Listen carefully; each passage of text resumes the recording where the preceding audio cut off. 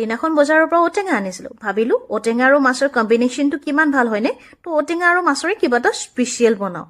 আৰু এই কুকাৰটোত এনেধৰণে ঔটেঙা দিম অকণমান পানী দিম ইয়াত অকণমান নিমখ দি 2 পৰা 4টা মই চিটি মাৰিবলৈ দিম আৰু আপোনালোকে বাৰু ঔটেঙা আৰু মাছৰ জুতি কোনে কোনে ভাল পায় মোক জনাবচোন আৰু মই বনোৱা জুতিটো এবাৰ নিশ্চয় ট্ৰাই কৰি চাব আৰু এনেধৰণে যেতিয়া হৈ গ'ল মই এটা পাত্ৰত এনেধৰণে উলিয়াই ল'লো আৰু এই ঔটেঙাখিনি এনেধৰণে খুন্দুনাৰ সহায়েৰে খুন্দি ল'ব নতুবা আপোনালোকে হাতেৰেও চেপি ল'ব পাৰে এনেধৰণে কৰাৰ পিছত মই এয়া কেৰাহীত দেখিছেনে মাছ মই ভাজি লৈছো জুলত দিয়া মাছ দেখো মই বহুত বেছি ফ্ৰাই নকৰো হাফ ফ্ৰাই কৰি উঠাই থম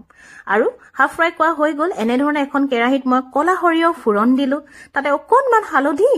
আৰু মই ইয়াতে ভাঙি লোৱা ঔটেঙাখিনি দি দিম আৰু এনেধৰণে ঔটেঙাখিনি দিয়াৰ পিছত অকণমান নিমখ ইয়াতে দি দিম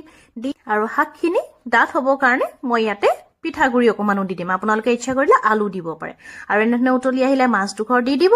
আৰু যেতিয়া উতলি ডাঠ হৈ আহিব তেতিয়া আপোনালোকে গেছটো বন্ধ কৰি দিব খাবৰ কাৰণে ৰেডি হৈ গ'ল লগতে লাইক কমেন্ট আৰু সাবস্ক্ৰাইব কৰিবলৈ নাপাহৰিব